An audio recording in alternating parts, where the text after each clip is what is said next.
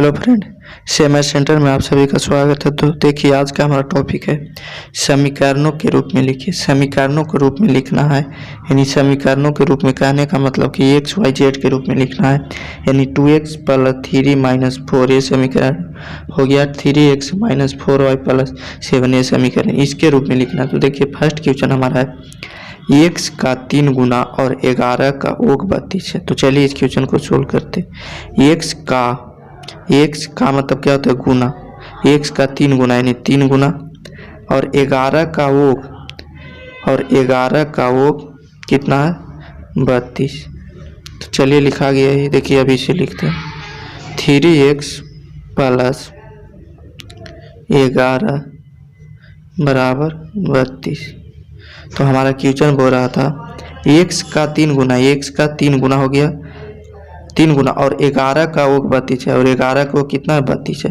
तो 3x का 3 गुना 3x + 11 बराबर 32।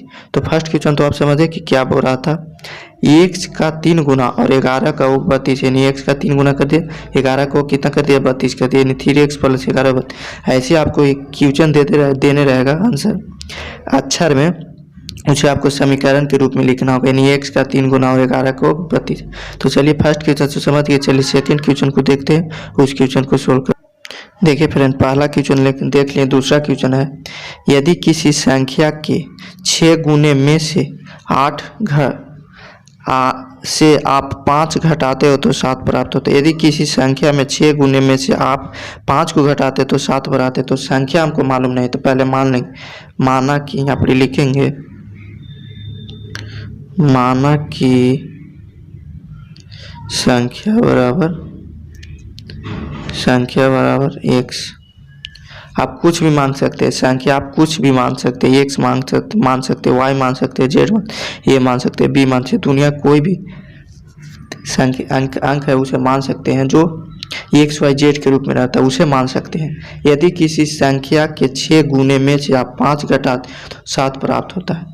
तो संख्या हमको मालूम नहीं था, तो एक संख्या मैंने मान लिया, क्या माना कि संख्या बराबर x, एक संख्या मान लिया, x मान लिया। तो चलिए अब इस क्वेश्चन को सोल्व करते हैं। देखिए बोल रहा है हमारा, यदि किसी संख्या के 6 गुने में से, ये किसी संख्या x लिया, इसमें 6 गुने में से 5 को घटाते तो 7 प्राप्त होता है।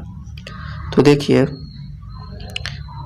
अब इसको लिखिए 6x - 5 बराबर 7, यही हमारा आंसर हुआ, समीकरण के रूप में हुआ। तो कैसे? आप देखिए बोल रहा है, यदि किसी संख्या के 6 गुने, किसी संख्या, मान ली कि एक संख्या क्या था, माना कि संख्या एक था, x में 6 से गुना करते, किसी संख्या के 6 गुने में से आप 5 घटाते हैं 7 प्राप्त, तो 6x - 5 बराबर 7, यही हमारा आंसर हुआ। तो दूसरा क्वेश्चन देख लिए। चलिए तीसरा क्वेश्चन को देखते हैं, उस क्वेश्चन को सोल्व करते हैं।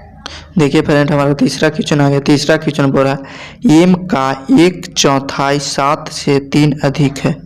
m का 1/4, तो इसमें संख्या दिया है, क्या m दिया है। तो चलिए इस क्वेश्चन को बोलते, m का मैंने गुना 1/4, m का 1/4 यानी 1/4, चौथाई बोलेगा 1/4, तो बट्टा में लिखेगा, दुगना हुआ बोल रहा था तो गुना में लिख रहे थे, चौथाई में बोल, तो यहाँ 4 का 2/4 यानी 4/2, 5 का 3/4 यानी 5/3, तो 1 का 1/4 1/4 चौथाई, 7 से 3 अधिक है, यानी 7 से 3 अधिक है तो -7 बराबर 3, यही होगा। 7 से 3 अधिक है, 7 कम है, माइनस में हो गया तो कम, 3 अधिक है। तो इसको चलिए अब सोल्व करते हैं, m/4 - 7 बराबर 3, यही हमारा समीकरण के रूप में होगा, आंसर हो गया। देखिए बोल रहा है m का 1/4, तो m का 1/4 7 से 3 अधिक, यानी 7 से 3 अधिक है, 7 से 3 अधिक है, माइनस में तो कम है, 3 प्लस में तो जाता है, तो 7 से 3 अधिक है। तो चलिए तीसरा क्वेश्चन देख लीजिए। चलिए चौथा क्वेश्चन को देखते हैं, उस क्वेश्चन को सोल्व करते हैं। देखिए हमारा चौथा क्वेश्चन बोल रहा है, चौथा क्वेश्चन है, किसी संख्या के 1/3 में 5 जोड़ने पर 8 प्राप्त होता है। तो संख्या ना, तो दूसरा क्वेश्चन में हमें बताया था, पहले मान लीजिए, तो यहाँ पर मान लीजिए,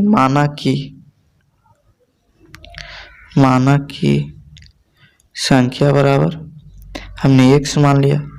अब बोला किसी संख्या के 1/3 में 5 जोड़ने पर 8 प्राप्त, मान ली कि संख्या x है, इसमें 1/3 यानी 1/3 3 में 5 जोड़ने पर कितना प्राप्त होता है? 8 प्राप्त होता है, यानी 8 प्राप्त होता है।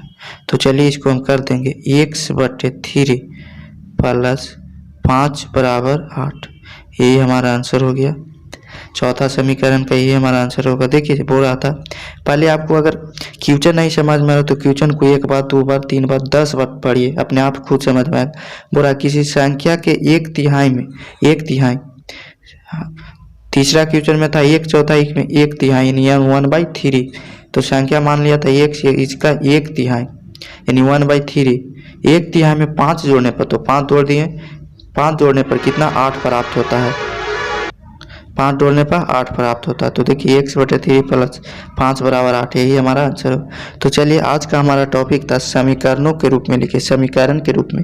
ऐसे ही आपको आंसर क्वेश्चन दे देगा अक्षर में, उसको समीकरण के रूप में लिखना है। तो आप तो आप जिंदगी में कभी नहीं भूलिएगा। तो चलिए अगर यह वीडियो आपको थोड़ा सा भी समझ हो तो वीडियो को लाइक करिए, कमेंट करिए, शेयर करिए और हमारे चैनल पर नए तो चैनल को सब्सक्राइब करके बेल आइकन को दबा दे, ताकि ऐसे ही एजुकेशन से रिलेटेड आपको वीडियो मिलता रहे। तो चलिए मिलते हैं अगले वीडियो में। जय हिंद, जय भारत, वंदे मातरम। Thank you for watching. धन्यवाद।